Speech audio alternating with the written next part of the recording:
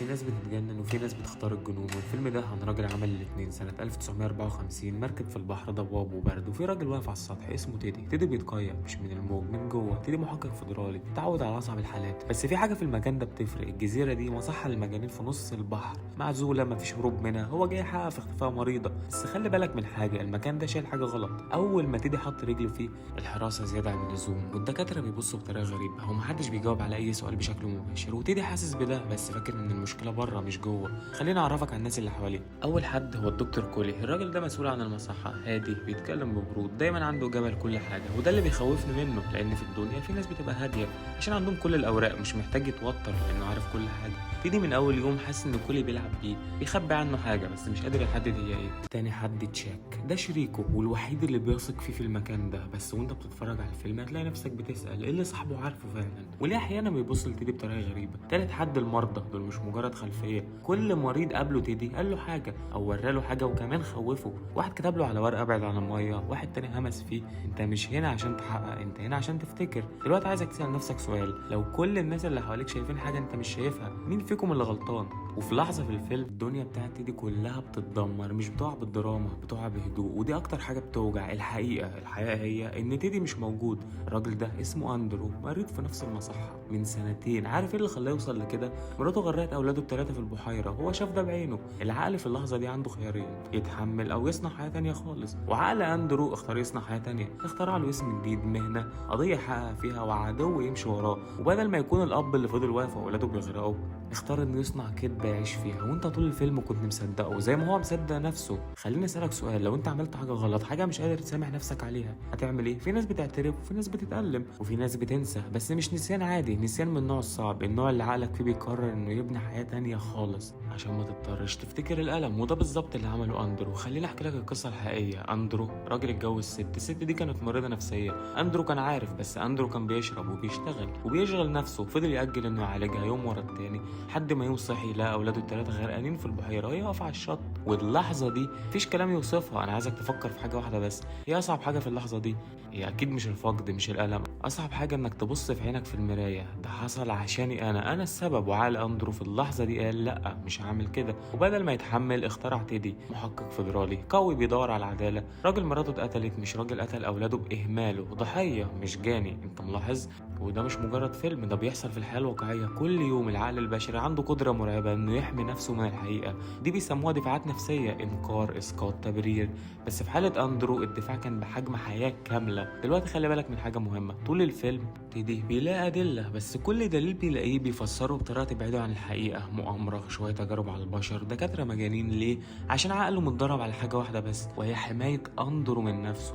وكل شايف كل ده وعارف إن مفيش فايدة، لأنه لو قال لتيدي بالكلام تيدي هيكدبه، هيقاومه، هيلاقي تفسير تاني. لازم أندرو يوصل للحقيقة بنفسه. ده مش علاج عادي، ده أنت بتحاول توصل حد لحاجة عقله بيرفضها. تفهمني؟ في الحقيقة أندرو وصل، وفي لحظة واحدة الحيطة اللي بناها كلها وقعت، وعرف مين هو، عرف ايه اللي عمله. بس السؤال التقيل، لما وصل الحقيقة دي اختار ايه؟ خليني اوري لك حاجة. سكورسيزي في الفيلم ده مش بس بيحكي قصة، هو بيتكلم بالصور، وانا هشرح لك ازاي. اول حاجة الجزيرة، انت شايفها كمكان، بس هي مش مكان، هي دماغ أندرو معزولة عشان هو مقفول من جوه، ومفيش هروب منها عشان مفيش هروب من نفسه. كل ما تيدي بيتعمق اكتر، كل ما بيقرب من حاجة هو مش عايزها. هو فاكر انه بيحقق في قضية، بس هو بيحقق من جواه. فاهمني؟ تاني حاجة المية والنار، ده اللي محدش بيتكلم فيه كفاية. كل مرة في الفيلم المية بتظهر فيها، في ذكرى بتطلع، في حياة بتقرب، في ألم بيجي. البحر، المطرة، البحيرة. المية دايما كانت بتجيب حاجة أندرو مش عايزها.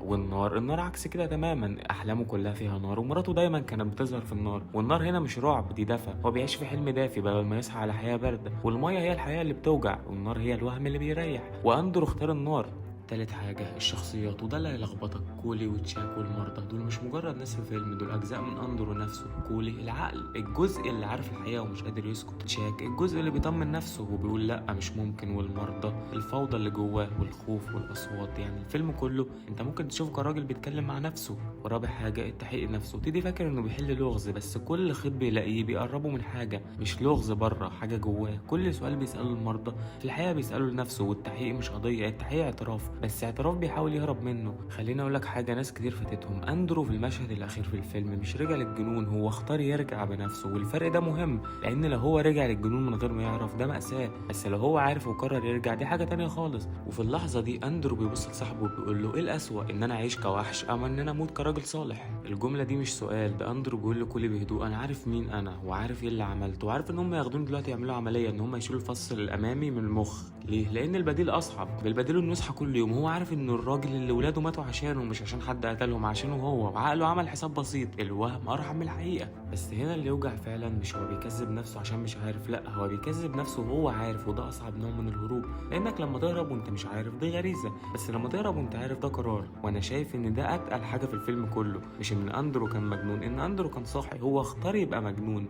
وفي الاخر السؤال مش بتاع اندرو بس، السؤال بتاعك انت كمان في حياتك، في حاجه بتعرفها بتتجاهلها، مش عشان مش شايفها، لا عشان اسهل حاجه انك تتجاهلها. خليني اكون صريح معاك، انا بحب الفيلم ده، بس مش هيبقى عندي مصداقيه لو ما قلتش ان في حاجه توقفتني. اول حاجه التويست، ناس كتير توقعته من نص الفيلم، ودي مشكله، لان لو توقعته هتبقى بتستنى وبتركز في المشاهد بهوس. اي فيلم بيخليك تستنى بدل ما تعيش فيه بيخسر نص قوته، اصلا هتركز في التفاصيل ولا التمثيل ولا القصه ولا التويست، واللي توقع التويست بدري في الغالب فاتوا الفيلم الحقيقي، لان شاتر ايلاند مش فيلم تويست، التويست بيجي في النص تقريبا، واللي بعده هو الجزء المفروض يكسرك. تاني حاجه، في مشاهد في الفيلم حاسس انها موجوده بس عشان تلخبطك مش عشان تضيف حاجه، ده بيحسسك احيانا ان الفيلم ده بيتلاعب بيك مش بيحكي لك حاجه. وتالت حاجه ودي مشكله، النهايه المفتوحه، في ناس اتضايقت من ده وانا فاهم ليه، لان في جزء منك عايز اجابه بس الفيلم ما بيقولهاش ليك، وانا شايف ان ده مش عيب، ده ذكاء، لان لو الفيلم قال لك الاجابه انت خلصت من الفيلم ومشيت، بس لو سابك من غير اجابه السؤال بيفضل معاك، هو اندرو مجنون ولا مش مجنون؟ وده بالظبط اللي المفروض الفن يعمله. بس انا شايف ان اندرو في اخر لحظه في الفيلم كان صاحي، مش رجع للجنون، هو اختار، وانا مش شايف ده ضعف، انا شايف ان ده اصعب قرار ممكن حد ياخده في حياته، انك لما تبص الحياه بعينك وتقول انا مش هقدر اعيش معاها، وده مش بعيد عنك انت، مش لازم تكون في مصحه، مش لازم تكون فقدت حاجه، بس في حياتك في حاجه عارفها بتتجاهلها، مش عشان مش شايفها، عشان اسهل حاجه انك تتجاهلها زي ما قلت لك. اندرو عمل نفس الحاجه بس على نطاق تاني خالص. شاتر ايلاند مش فيلم عن الجنون، مش فيلم عن تويست، ده فيلم عن سؤال واحد بس، لما الحياه بتكون اتقل من انك تشيلها هتعمل ايه؟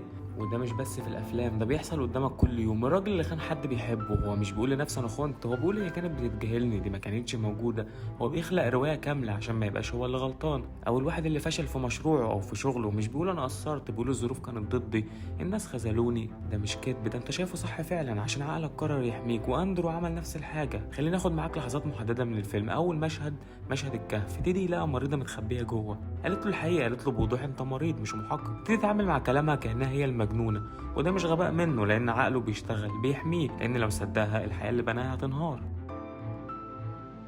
تيدي طول الفيلم شايف مراته بتكلمه بتلمسه بتحذره، وفي كل مرة بتظهر في نار، بتظهر في نار حرفيا مش رعب، دفى. حاولوا اختار المكان ده مش عشان سبب، النار هي الوهم اللي بيريح، والبرد هي الحياة اللي مش قادر يتحملها، وكل مرة بتقول له حاجة هو بيسمع اللي هو عايز يسمعه. بس في مشهد واحد تيدي بيلاقي ورقة في أوضة المريضة المختفية فيها أرقام كود أسماء، وهو حلها ولقى جواها اسم مراته، وفسره على إنه خيط بيوصله للمجرم، بس الاسم ده للأسف هو اسمه هو. عقله حطه قدامه على طبق من ذهب وعيون رفضت يشوفوه. في المشهد الاخير في الفيلم دي اللحظه اللي الفيلم كله اتبنى عشانها، اندرو صحي، كل شايفه والدكاتره كلها شايفينه صاحي، واندرو بس في عيون كله قال الجمله المشهوره اللي كلنا عارفينها، وقام مشي مع الحراسه من غير ما يتعصب من غير ما يصرخ، بهدوء تام، وكل وقف مكانه لانه عارف ان اندرو مش رجع للجنون، اندرو اختار، وده اللي بيخلي الفيلم مختلف. معظم الافلام بتقول لك البطل اكتشف الحقيقه وانتصر، شاتر ايلاند بيقول لك البطل اكتشف الحقيقه واختار انه يسيبها، مش لانه ضعيف، لان في حقائق في الحياه اتقل من انه يشيلها ويكمل. سكورسيزي مش بيحكم على اندرو، انا كمان مش بحكم عليه، بس بيخليك تسال نفسك سؤال واحد بس، لو كنت مكانه تختار ايه؟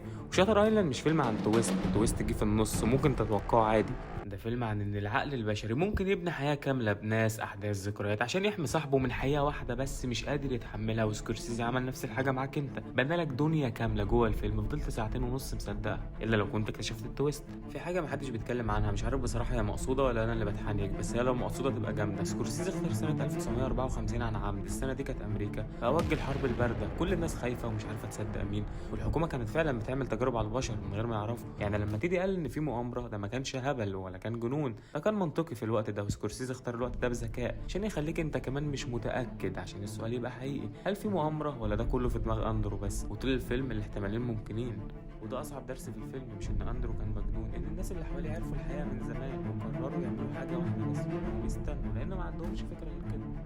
فالفيلم ده بيوضح لك حاجة واحدة بس، إن عقلك لما يحس إنك مش هتتحمل مش هيسيبك، هيبني لك حياة تانية خالص. وفي ناس كده فعلا، ناس مريضة عقلها بيوهم لها بحياة تانية خالص. اعمل لايك وسبسكرايب دلوقتي، بستنى تحليل كل الأفلام والشخصيات. سلام.